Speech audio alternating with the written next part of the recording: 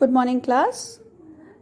Last class we have started with the chapter cell and we have dealt till prokaryotic cell and about its cell envelope modification, everything. This class we are going to start with eukaryotic cell. Eukaryotic cell include protists, plants and of course animals. For eukaryotic cell, we use a term which is called as extensive compartmentalization. They have an extensive compartmentalization. That means their body is divided internally, their body is divided into various compartments. They have all the membrane-bound organelles. Eukaryotic cell possess an organized nucleus with a nuclear envelope. Apart from this, they also have, like in prokaryotic cell, we have studied that they have only a flagella or a tuft of flagella.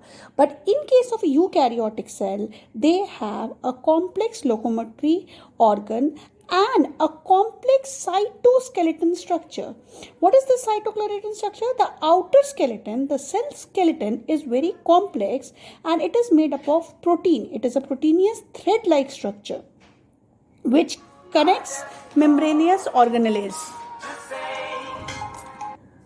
So, the eukaryotes have a what is the difference? They have a complex locomotory structure and they have proteinous cytoskeleton.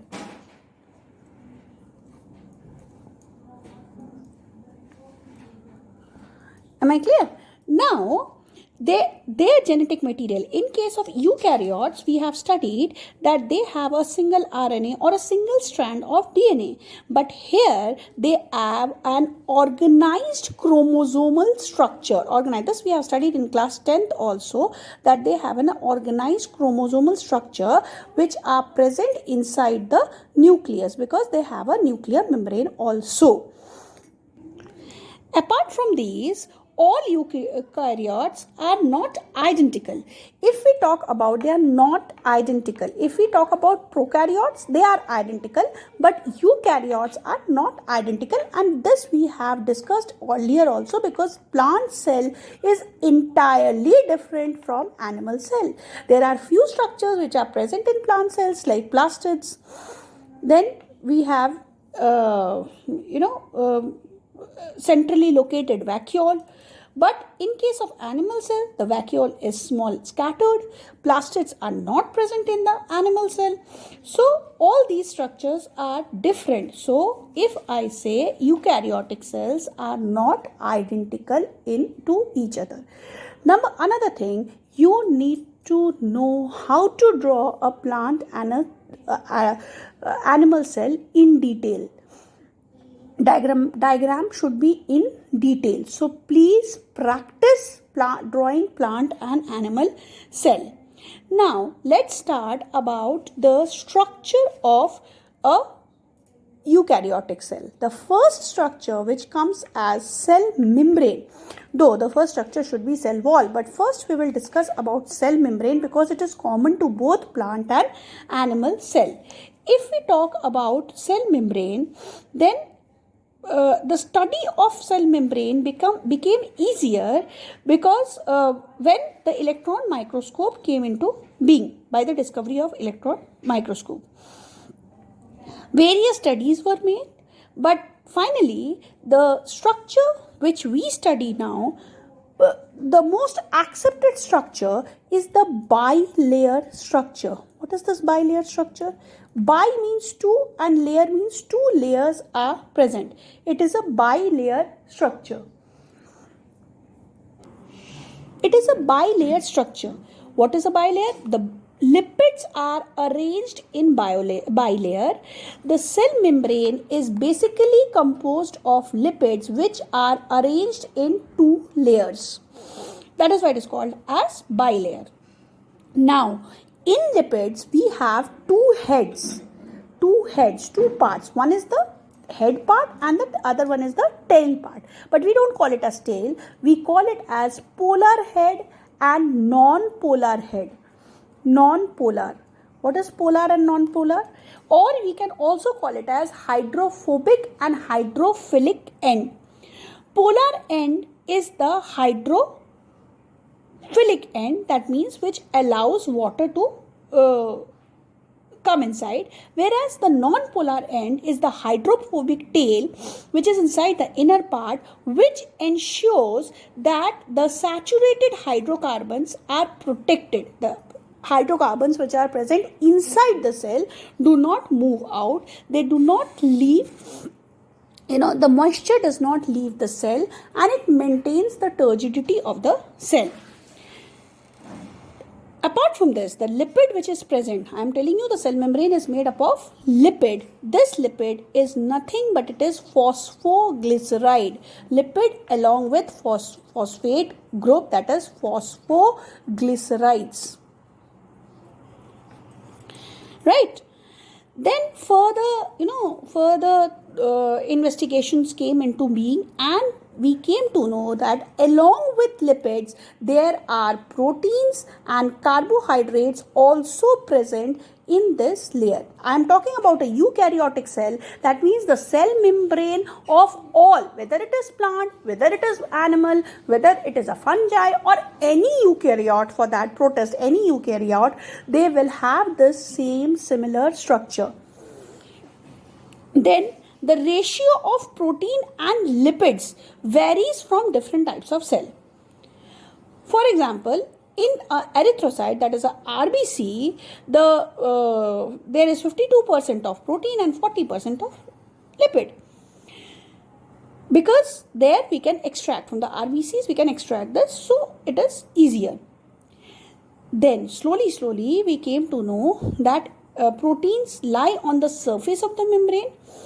There are two kinds of protein. Proteins are classified as integral or peripheral protein. This protein are again of two kinds, that is integral and peripheral. Integral and peripheral. Peripheral means on the surface. These proteins are lying on the surface of the lipids, and integral means they are attached inside, they cannot be extracted. So that there are two kinds of protein, that is integral protein and peripheral protein. Let me once more explain the bilayer. The cell membrane is made up of two layers of lipids, bilayer. In this, the two layers are having, the two layers of protein are arranged in such a manner that the hydrophilic end, this is the actual structure,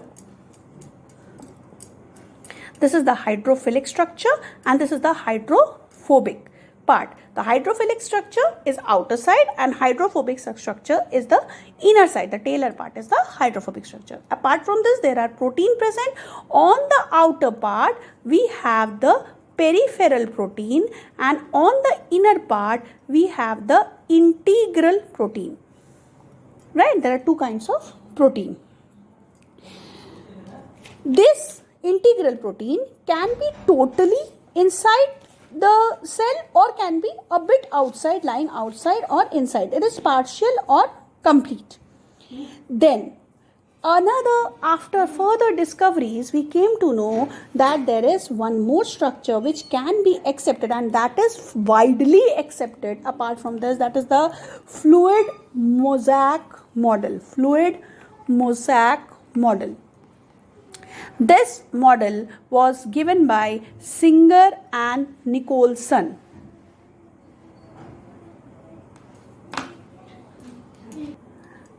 According to this fluid mosaic model given by Singer and Nicholson, it says that the lipid present over here is in a semi-fluid structure or is a fluid structure which allows the lateral movement of protein within the overall bilayer.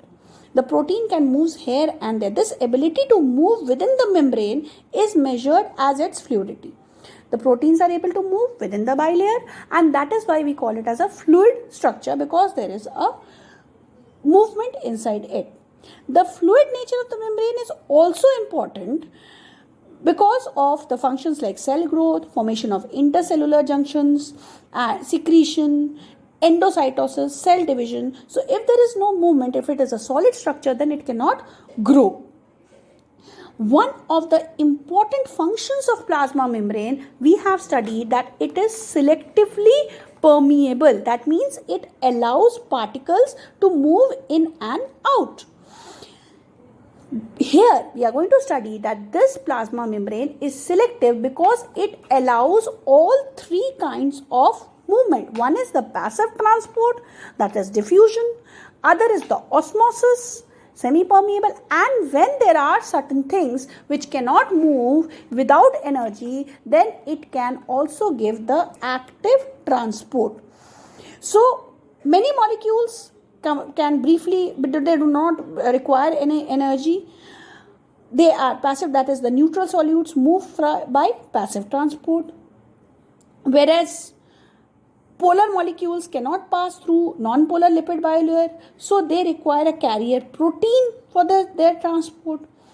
So, and certain require a high amount of energy as ATP, so they are active transport. The active transport includes sodium and potassium pump. Now we come to, this is what is there in case of cell membrane. Now another term which is cell wall, which is a very rigid structure, it is a permeable structure, and it is found basically in fungi and plants. Cell wall gives a definite shape to the cell and protects the cell from mechanical damage and infection. It also helps because it is permeable in nature, so it is not affected by what is entering, what is not. So it helps in cell to cell interaction and provides a barrier to undesirable macromolecules. It does not allow the bigger molecules to enter. This cell wall is differed from plant to plant. From algae, it is different. In algae, it is made up of cellulose, galactans, monomers, and minerals like calcium carbonate, while in plants it consists of cellulose, hemicellulose, pectins, and protein. The cell wall of young plant cell is a primary wall which is capable of growth. That means it is able to grow as and when the plant grows. That is one most characteristic property of a cell wall which we don't found in mature cell. After it has attained its full growth, it shows an increase in width, that is site of the cell. So what we study, cell wall is a rigid structure. Its basic thing is protection, and it is found in both, it is found in all green things like algae and plant, but the constituents are different.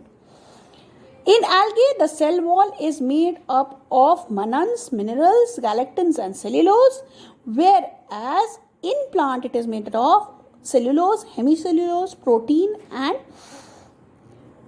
pectins. Right? These are the two basic structure which we have studied today. Please go through it. If you have a doubt, you can put on your queries. We will start with the endomembranous system, which will include all other membrane-bound organelles like endoplasmic reticulum, Golgi apparatus. You need to know the detailed structure. Here again you need to draw and practice the fluid mosaic model of cell membrane. You should be thorough with your diagrams because you are going to get diagrams to draw, identify, and draw. So practice it. Have a nice day.